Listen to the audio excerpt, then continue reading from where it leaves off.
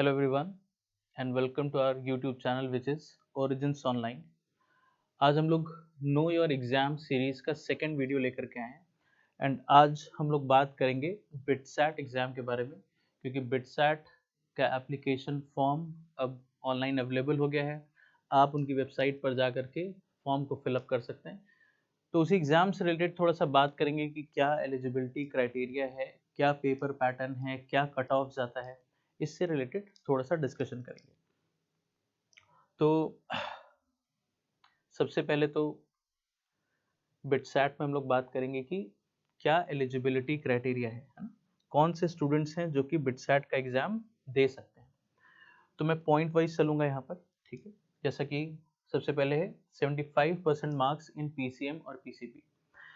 जो बच्चे PCM group के हैं या पीसीबी ग्रुप के, फिजिक्स केमिस्ट्री मैथ्स या फिजिक्स केमिस्ट्री बायो, वो दोनों ही ग्रुप के बच्चे बिटसैट का एग्जाम दे सकते हैं, पहली चीज। एंड उसके लिए बोर्ड में आपका जो भी रेस्पेक्टिव बोर्ड है, आपके क्लास 12th में टोटल एग्रीगेट 75% मार्क्स होने चाहिए इन पीसीएम, पांचों सब्जेक्ट या छह सब्जेक्ट को मिला करके नहीं, पीसीएम में। या अगर आप पीसीबी के स्टूडेंट हैं तो पीसीबी में आपका एग्रीगेट 75% टोटल तीनों का एवरेज होना चाहिए। एंड जहां पर साथ ही साथ इंडिविजुअली हर सब्जेक्ट में मिनिमम 60% होना चाहिए। कहने का मतलब, लेट्स से अगर आप physics chemistry maths PCM group के स्टूडेंट हैं तो आपका फिजिक्स में भी, केमिस्ट्री में भी, मैथ्स में भी सबका आपका 60% मिनिमम होना चाहिए। एंड इसके अलावा इन तीनों का टोटल जो एवरेज हो वो भी 75% होना चाहिए, ठीक। देन इसके बाद जो नेक्स्ट पॉइंट है वो ये है कि जो भी बच्चे जिन्होंने लास्ट ईयर 2022 में क्लास 12 पास किया या जो इस साल क्लास 12th में अपीयरिंग है 2023 में, वही स्टूडेंट्स बिटसैट के लिए एलिजिबल है। जो last year 12th pass out किए 2022 में या जो इस साल पास आउट करेंगे 2022 से पहले, कि अगर कोई भी स्टूडेंट है तो वो बिटसैट के लिए, जिसने भी 2022 से पहले अगर अपना बोर्ड एग्जाम दिया है क्लास 12 का, तो वो बिटसैट के लिए एलिजिबल नहीं है, ठीक है।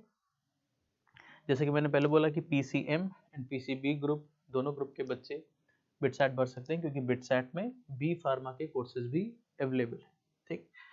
एंड देन इसमें एक स्पेशल क्राइटेरिया है ऐसे बच्चों के लिए जो अपने बोर्ड के फर्स्ट रैंक है। अगर आप अपने बोर्ड के, आप जिस भी बोर्ड के स्टूडेंट हैं, अगर आप अपने बोर्ड के टॉपर हैं, बोर्ड के फर्स्ट रैंक है, तो आपको बिटसैट का एग्जाम देने की जरूरत नहीं है। आपको डायरेक्ट एडमिशन दिया जाएगा बिटसैट में। अपने बोर्ड के फर्स्ट रैंकर्स के लिए, जो भी आपका रेस्पेक्टिव बोर्ड है, अगर आप उसमें टॉपर है, फर्स्ट रैंकर है, तो बिटसैट आपको, बिट्स में आपको डायरेक्ट एडमिशन मिलेगा। आपको बिटसैट एग्जाम देने की जरूरत नहीं। इसके बाद नेक्स्ट, एज लिमिट। तो एज सच कोई भी बिटसैट ने एज लिमिट नहीं बताई है, कोई भी एज लिमिट इसमें नहीं है एग्जाम के लिए। बस एलिजिबिलिटी वही है कि क्लास 12th या तो आपने 2022 में किया हो या आप इस साल 2023 में क्लास 12th में अपीयरिंग हो, केवल वही स्टूडेंट्स बिटसैट दे सकते हैं। नेक्स्ट आते हैं हम लोग कुछ इंपॉर्टेंट डेट्स। तो सबसे पहली चीज़ तो ये कि जो फॉर्म अब ऑनलाइन अवेलेबल है वो आप कब तक भर सकते हैं। तो फॉर्म भरने की जो लास्ट डेट है that is 9th of April 2023। 9th अप्रैल तक फॉर्म आपका अवेलेबल है एंड आप 9th अप्रैल से पहले पहले तक फॉर्म को फिलअप कर सकते हैं। एग्जाम की डेट्स, सेशन 1, सेशन 2। अब सेशन 1, सेशन 2 बेसिकली क्या है, ये बिल्कुल जेई मेंस के जैसा ही है कि बिटसैट में भी अब 2 सेशंस हैं। 2 सेशन का मतलब, जैसे हम लोग जेई मेंस के 2 सेशन होते हैं, वैसे अब बिटसैट में भी 2 सेशन हैं एंड कोई भी बच्चा पहला सेशन या दूसरा सेशन या दोनों के दोनों अटेम्प्ट कर सकता है। तो ये एक बहुत अच्छी चीज़ है, हमारे पास एक एक्स्ट्रा मौका है यहाँ पर। अगर लेट से फर्स्ट सेशन में कुछ हमसे गलतियाँ हो गई तो उनको हम रेक्टिफाई करके सेकेंड सेशन में हम अपने रिजल्ट को इम्प्रूव कर सकते हैं। तो अब बिटसैट में भी जेई मेंस के जैसा 2 सेशंस हैं यहाँ पर। तो फर्स्ट सेशन की जो डेट है वो है 21 मई से लेकर के 26 मई तक। एंड देन जो सेकंड दूसरा सेशन होगा उसकी डेट है 18 जून से लेकर के 22 जून तक, ठीक। पहला सेशन 21 मई से 26 मई, दूसरा सेशन 18 जून से 22 जून, ठीक। एंड फॉर्म भरने की जो लास्ट डेट है that is 9th of April. इसके बाद जो हमने 2 सेशन के बारे में बात करी, तो 2 सेशन से रिलेटेड यहाँ पर कुछ चीज़ें मेंशन हैं जो मैं पॉइंट बाय पॉइंट आपको एक्सप्लेन कर दूंगा। सबसे पहले लिखा है कि कैंडिडेट में appear maximum of 2 times. Obviously 2 session है तो आप दोनों में अप्लाई कर सकते हैं, तो आप मैक्सिमम बिटसैट 2 बार दे सकते हैं 2023 में। ठीक, डेट्स मैंने आपको पहले ही बता दी, फर्स्ट सेशन कब से कब तक है, सेकंड सेशन के लिए क्या डेट्स हैं, वो डेट्स हैं यहाँ पर। ठीक, कोई भी स्टूडेंट अपनी कन्वीनियंस के हिसाब से किस सेशन में किस डेट पर, जो भी सेशन की डेट्स हैं उसमें कौन सा डेट, कौन सा स्लॉट एंड कौन सा सेंटर आप अपने हिसाब से, अपनी कन्वीनियंस के हिसाब से चूज कर सकते हैं। ठीक, आप अपना सेंटर, कौन सा दिन, उस दिन का कौन सा स्लॉट, आप अपनी कन्वीनियंस के हिसाब से कोई भी कैंडिडेट चूज कर सकता है। इसके बाद 2 सेशन के जो रिजल्ट्स हैं, सपोज अगर किसी स्टूडेंट ने दोनों सेशन दिए है ना, तो उनका रिजल्ट कैसे कैलकुलेट होगा, तो जैसा जेईई मेंस में है बेस्ट ऑफ 2, दोनों में से जो बेटर रिजल्ट होगा वो कंसिडर किया जाएगा फाइनली एडमिशन के लिए। तो लेट्स से अगर कोई स्टूडेंट दोनों सेशन दे रहा है तो दोनों में से जो बेस्ट रिजल्ट होगा that will be considered finally at the time of admission. ठीक, अ कैंडिडेट में ऑप्ट फॉर एनी सेशन 1 और 2 और बोथ, ये वाली बात हमको क्लियर है। एंड इसमें एक प्रोविजन ये भी है कि सपोज अभी जिस समय 9 अप्रैल तक फॉर्म आप भर सकते हैं, तो सपोज किसी स्टूडेंट को लगता है कि नहीं अभी मैं केवल फर्स्ट सेशन ही दूंगा, मुझे सेकंड वाला नहीं देना है। ठीक, तो आपने केवल फर्स्ट सेशन के लिए ऑप्ट कर लिया and let's say for some reasons, किसी भी वजह से, लेट्स से आपकी तबीयत खराब हो गई या कोई भी ऐसा रीजन हुआ एंड आप पहला सेशन नहीं दे पाए, तो ऐसे केस में भी आप सेकंड वाला सेशन दे सकते हैं, क्योंकि बिट्स क्या कर रहा है आपके लिए, एक सेकंड एप्लीकेशन विंडो ओपन होगा first exam and second exam के बीच में 23 मई से लेकर के 12 जून तक एक सेकंड एप्लीकेशन विंडो ओपन होगा। एंड लेट्स से अगर केवल आपने फर्स्ट सेशन के लिए ही अप्लाई किया एंड वो सेशन आप नहीं दे पाए, वो पेपर आप अटेम्प्ट नहीं कर पाए किसी भी रीजन की वजह से, तो आप सेकंड एप्लीकेशन विंडो में सेकंड सेशन के लिए फिर से अप्लाई करके सेकंड सेशन वाला एग्जाम दे सकते हैं। ठीक, तो इस चीज़ के लिए कोई टेंशन करने वाली बात नहीं कि पहला सेशन ही था वो मेरा छूट गया, अब मैं सेकंड सेशन कैसे दूंगा। अगर आप देना चाहते हैं तो एक सेकंड एप्लीकेशन विंडो ओपन होगा एंड उस समय आप अप्लाई करके सेकंड वाले सेशन के लिए अप्लाई कर सकते हैं। ठीक है, इसके बाद नेक्स्ट क्या फी स्ट्रक्चर है for male candidates and for female candidates. तो जो लोग दोनों सेशन में अपीयर होना चाहते हैं ना, अभी जो एप्लीकेशन विंडो ओपन है, अगर आप इसी समय दोनों के लिए अप्लाई करें आप कर सकते हैं, आप इसी समय दोनों सेशन के लिए एक साथ अप्लाई कर सकते हैं। तो जो लोग अभी ही दोनों सेशन के लिए अप्लाई करेंगे, मेल कैंडिडेट के लिए the fees 5400 and female candidate के लिए 4400। ठीक, अगर आप केवल किसी एक सेशन के लिए ही ऑप्ट करते हैं, सेशन 1, या लग रहा है कि नहीं आप सेशन 1 नहीं दे सकते हैं, सेशन 2, केवल कोई भी एक सेशन के लिए अगर आप ऑप्ट कर रहे हैं, तो जो फीस होगी वो मेल कैंडिडेट के लिए 3400 एंड फीमेल कैंडिडेट के लिए 2900। ठीक, मान लीजिए आपने फर्स्ट सेशन के लिए ऑप्ट किया, केवल कोई मेल कैंडिडेट है, लेट्स से उसने 3400 पे कर दिया, जो फीमेल कैंडिडेट है उसने 2900 पे कर दिया। फिर जब सेकंड एप्लीकेशन विंडो ओपन हुआ एंड आपने लेट्स से उस समय डिसाइड किया कि नहीं मुझे सेकंड वाला भी देना है। ठीक, तो जब आप उस समय सेकंड सेशन के लिए अप्लाई करेंगे तो उस समय मेल कैंडिडेट को जो पे करना होगा that will be 2000 rupees and female candidate को जो पे करना होगा दैट विल बी 1500 रुपीज। ठीक, तो अगर आप केवल अभी अप्लाई कर रहे हैं, देखिए टोटल फी में डिफरेंस नहीं है, अगर आप दोनों एक साथ करते हैं तो लेट्स से मेल कैंडिडेट के लिए द टोटल फीस 5400, मान लीजिए आपने अभी पहले किया एक ही सेशन के लिए तो 3400, एंड जब आप सेकंड सेशन के लिए अलग से करेंगे सेकंड एप्लीकेशन विंडो के टाइम, तो उस समय जो आपको देना होगा मेल कैंडिडेट को दैट इज 2000। तो अगेन ये टोटल सम आपका यही होगा, है ना। तो ये जो 5400 है ये बेसिकली इस तरह से मैं कह सकता हूँ कि बाइफरकेटेड है, कि पहले सेशन के लिए 3400, दूसरे के लिए 2000 male candidate. Same female candidate के लिए भी है कि फीमेल कैंडिडेट के लिए टोटल फी दोनों सेशन की मिला करके इज 4400, तो पहले सेशन के लिए 2900 एंड सेकंड के लिए 1500, टोटल अगर आप ऐड करेंगे तो दिस अगेन कम्स टू 4400। ठीक, application fees non refundable and non transferable है। अगर आप एप्लीकेशन फ़ी भर देते हैं एंड आप एग्ज़ाम नहीं दे पाते हैं तो आप क्लेम नहीं कर सकते फ़ी रिफंड के लिए, एप्लीकेशन फ़ी नॉन रिफंडेबल है। एंड अगेन वही चीज़ यहाँ पर लिखी कि अगर आप दोनों में अपीयर होते हैं तो जो आपका बेस्ट ऑफ द टू है वो कंसिडर होगा फाइनली एडमिशन के लिए। इसके बाद हम लोग बात करेंगे थोड़ा सा एग्जाम पैटर्न के बारे में, किस तरह के क्वेश्चंस हैं, कितने क्वेश्चंस हैं, किस सब्जेक्ट में कितने क्वेश्चन हैं। तो सबसे पहली चीज़ कि ऑनलाइन मोड में एग्जाम होगा, कंप्यूटर बेस्ड, जैसा कि सभी एग्जाम इस समय हो रहे हैं, एंड 3 आवर्स का ड्यूरेशन होगा एग्जाम के लिए। ठीक, multiple choice question, only one option correct, single correct, जैसा जेई मेंस में रहता है सेम उसी तरह से रहेगा। एंड यहाँ पर पेपर का जो लैंग्वेज है, मोड है, वो एक ही है, दैट इज इंग्लिश। आप लैंग्वेज का मोड चेंज नहीं कर सकते, पेपर एक ही लैंग्वेज में पूछा जाएगा and that is English. Question paper में टोटल 4 पार्ट्स होंगे। अब ये चीज थोड़ी सी इंपॉर्टेंट है बिटसेट में, क्वेश्चन पेपर में यहाँ पर 4 पार्ट्स हैं। तो लेट्स से अगर कोई स्टूडेंट पीसीएम ग्रुप का है तो एक पार्ट हो गया फिजिक्स, एक हो गया केमिस्ट्री, एक हो गया मैथ्स, ऑब्वियसली पीसीएम ये तो रहेगा। इसके अलावा बिटसेट में एक और सेक्शन है which is English and logical reasoning. English and logical reasoning का भी एक सेक्शन होगा। जो बच्चे पीसीबी ग्रुप के हैं तो फिजिक्स केमिस्ट्री, बस मैथ्स की जगह उनका बायो हो जाएगा, एंड उनके लिए भी चौथा section English and logical reasoning का रहेगा।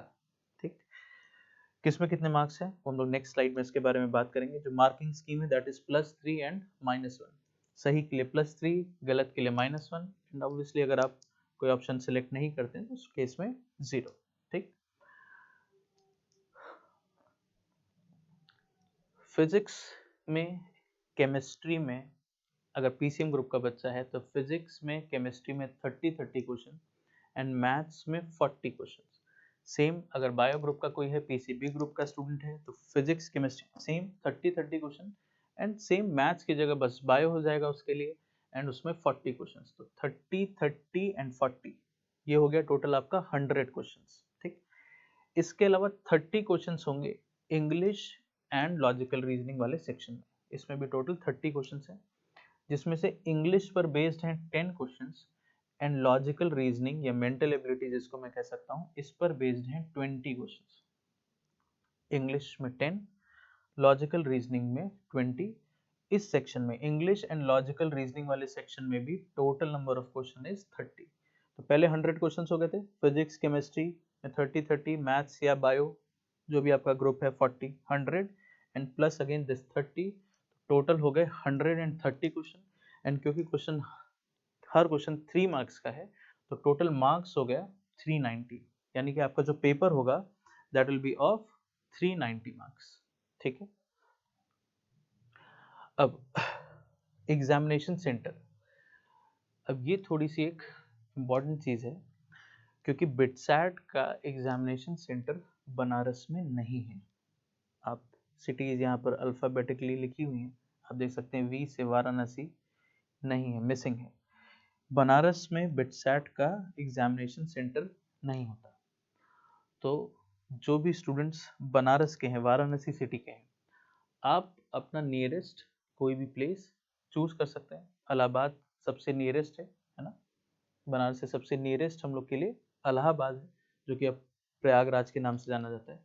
तो आप ये चूज कर सकते हैं, या आप लखनऊ चूज कर सकते हैं, या आप ऐसा कोई भी सिटी चूज कर सकते हैं जो आपके हिसाब से कन्वीनियंट है। इंपॉर्टेंट चीज़ ये है कि बनारस में इसका सेंटर नहीं है, एग्जामिनेशन सेंटर। ठीक है, तो उस हिसाब से आपको अपनी कन्वीनियंस के हिसाब से दूसरे किसी सेंटर में से चूज करना होगा, सिटी को चूज करना होगा। रिजल्ट्स, तो बिटसैट के एग्जाम में कोई रैंक नहीं आती, बिटसैट आपको कोई रैंक नहीं प्रोवाइड करता। एंड जैसे ही आप अपना पेपर फिनिश करते हैं उसी समय आपके कंप्यूटर पर आपका स्कोर डिस्प्ले हो जाएगा, किस सेक्शन में आपने कितने सही किए, कितने गलत किए, आपका टोटल स्कोर क्या है, मतलब जो भी उसमें पार्ट्स हैं, physics chemistry maths English and logical reasoning, तो सेक्शन वाइज भी आ जाएगा एंड एक टोटल आपका एक डिटेल्ड रिजल्ट वहां पर डिस्प्ले हो जाएगा। एंड आपका एक फाइनल स्कोर कि आपने कितने मार्क्स ऑब्टेन किया आउट ऑफ 390 वो वहीं पर डिस्प्ले हो जाएगा उसी टाइम पर पेपर देने के बाद। एंड यही स्कोर ही आगे चल करके स्कोर के बेसिस पर ही आपका एडमिशन होगा। बिटसेट कोई रैंक नहीं देता, बिटसेट एक मार्क्स का कट ऑफ डिक्लेयर करेगा। जब दोनों सेशन के एग्जाम्स हो जाएंगे तो बिटसेट एक final cut off marks declare करेगा। 390 में से लेट से डिक्लेयर हो गया 200, यानी कि 200 के ऊपर अगर आपका है तो आप एडमिशन या काउंसलिंग के लिए फर्दर एलिजिबल हैं। तो एक मार्क्स ही डिस्प्ले होगा, बिटसेट आपको एक स्कोर बताएगा कि इस स्कोर, ये कट ऑफ स्कोर है एंड इसके ऊपर के बच्चे आगे फर्दर काउंसलिंग एंड एडमिशन के लिए एलिजिबल है। तो बिटसेट में कोई रैंक नहीं आती, स्कोर आता है एंड वो स्कोर आपको एग्जाम देने के बाद उसी समय तुरंत मिल जाएगा। आप बाद में चाहें तो अपना स्कोर बिटसेट की वेबसाइट पर जाकर के भी चेक कर सकते हैं, बट वो स्कोर एग्जाम के टाइम भी वो डिस्प्ले हो जाएगा। इसके बाद नेक्स्ट ये वही है जो भी मैंने आपको बताया कि बिटसेट आपको एक स्कोर, कट ऑफ स्कोर बताएगा, उस स्कोर के बेसिस पर फर्दर आपका एडमिशन होगा। जनरल जो ट्रेंड है पिछले साल का, जो एवरेज ट्रेंड है वो ये है कि जो इंजीनियरिंग पीसीएम ग्रुप के बच्चे हैं उनके लिए जो कट ऑफ स्कोर है दैट इज 250 एंड जो पीसीबी ग्रुप के बच्चे हैं उनके लिए जो कट ऑफ स्कोर है दैट इज 170। ठीक है, ये पिछले साल का कट ऑफ का डेटा है। बिट्स के कॉलेजेस 3 जगह पर हैं, बिट्स के 3 कैंपस हैं। सबसे ओल्डेस्ट एंड जो सबसे रेप्यूटेड है दैट इज बिट्स पिलानी, उसके बाद है गोवा एंड देन उसके बाद है हैदराबाद। तो यहाँ पर ब्रांचेस, बिटसेट आपको बीटेक, जस्ट फॉर इंफॉर्मेशन कि बिटसेट आपको बीटेक की डिग्री नहीं देता है, यहाँ पर आपको बीई की डिग्री मिलती है, इसलिए यहाँ पर बीई मेंशन्ड है, which is bachelor of engineering. ठीक, सेम लाइक बीटेक, कोई डिफरेंस नहीं। तो किस ब्रांच के लिए किस कैंपस में लास्ट ईयर क्या कट ऑफ गया वो यहाँ पर मेंशन है। जैसे फॉर एग्जांपल लेट से मैं बात करूँ अगर कंप्यूटर साइंस की, तो कंप्यूटर साइंस लेट से अगर आपको बिट्स पिलानी में लास्ट ईयर चाहिए तो आपके लिए जो कट ऑफ स्कोर था that is 372, which is very very high. नहीं, 390 मार्क्स का पेपर है एंड 390 में से आपको 372 या 372 से ज़्यादा स्कोर करना होगा अगर आपको कंप्यूटर साइंस चाहिए इन बिट्स पिलानी कैंपस। क्योंकि मैंने बोला ये सबसे ओल्डेस्ट एंड सबसे रेप्यूटेड है तो इसलिए ऑब्वियसली इसके लिए कट ऑफ थोड़ा सा ज़्यादा है, बाकी के लिए थोड़ा सा कम है। कंप्यूटर साइंस की बात करूं तो बिट्स गोवा में जो कट ऑफ स्कोर था that is 347 and bits Hyderabad में थोड़ा सा और कम था 336। तो लेट्स से अगर मैं कंप्यूटर साइंस के लिए ऑन एन एवरेज एक बात करूं तो समवेयर अराउंड 345 350 के आसपास अगर आपका स्कोर है तो आपको किसी ना किसी कैंपस में कंप्यूटर साइंस जरूर से मिल जाएगा। ठीक, इसके बाद लेट्स से अगर मैं बात करूं इलेक्ट्रिकल एंड इलेक्ट्रॉनिक्स, जो कंप्यूटर साइंस के बाद सेकंड सबसे ज़्यादा सर्च ब्रांच है जो लोग ऑप्ट करते हैं। बिट्स पिलानी के लिए 333, गोवा के लिए 306 एंड हैदराबाद के लिए 300। तो let's say on an average मैं कह सकता हूँ कि अगर कोई भी बच्चा इस ब्रांच के लिए सोचता है तो किसी ना किसी कैंपस में अगर उसको ये ब्रांच चाहिए तो ऑन एन एवरेज उसका स्कोर 3815, 317, 318 के आसपास होना चाहिए, है ना। क्योंकि बिट्स पिलानी सबसे ओल्डेस्ट एंड सबसे ज़्यादा रेप्यूटेड है इसलिए आपको इसमें कट ऑफ मार्क्स सबसे हायर, सबसे ऊपर की तरफ दिखाई देंगे एज कंपेयर टू बाकी सारे ब्रांचेस। ठीक, यहाँ पर बस मैं एक ही चीज़ कहना चाहूँगा कि ये सारी चीज़ें सेकेंडरी हैं।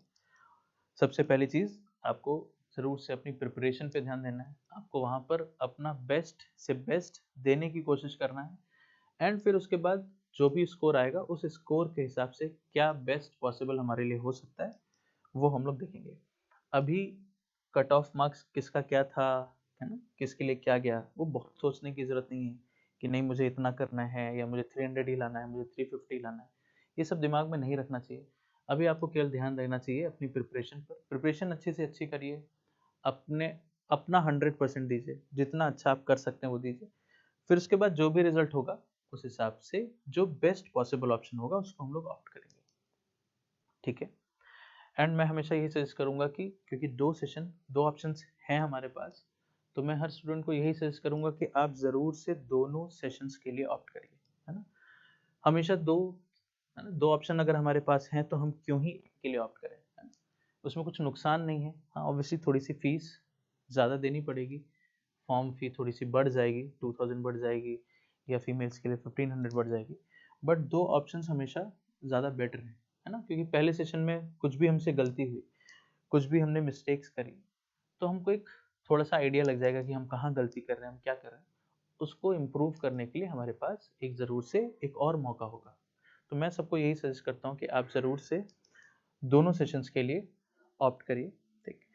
एंड बिटसैट से रिलेटेड सारी चीज़ें मैंने यहाँ पर डिस्कस कर दी हैं। क्या एलिजिबिलिटी क्राइटेरिया है, क्या डेट्स हैं, कब तक आप फॉर्म भर सकते हैं, 2 सेशन के बारे में हम लोगों ने बात कर ली, क्या क्या फ़ी है उसके बारे में हम लोगों ने बात कर ली, पेपर पैटर्न कैसा रहेगा, मार्किंग स्कीम +3 -1, है ना, एंड कितने सेक्शंस हैं, किस में कितने क्वेश्चन हैं, तो ये सारा हम लोगों ने डिस्कशन कर लिया। तो जो भी बच्चे इंटरेस्टेड हैं बिटसैट का फॉर्म भरने के लिए, मैं बोलूँगा कि आपको लेट नहीं करना चाहिए, क्योंकि सेंटर्स लिमिटेड ही हैं और बनारस में सेंटर वैसे भी नहीं है। तो मैं चाहूँगा कि जो भी बच्चे बिटसैट का एग्ज़ाम ऑप्ट करना चाहते हैं, आप लोग जल्दी से जल्दी फॉर्म को भरिए एंड अपना कन्वीनियंट सेंटर चूज़ करिए, ताकि बाद में ऐसा ना हो जो सेंटर आप चूज़ कर रहे हैं फर्स्ट ऑप्शन में वो भी आपको नहीं मिले, ठीक है। एंड इसी के साथ मैं इस वीडियो को एंड करना चाहूँगा, एंड हम लोग जल्दी मिलेंगे एक दूसरे वीडियो में इसी एग्ज़ाम सीरीज़ का नेक्स्ट वीडियो लेकर के। तब तक के लिए थैंक यू।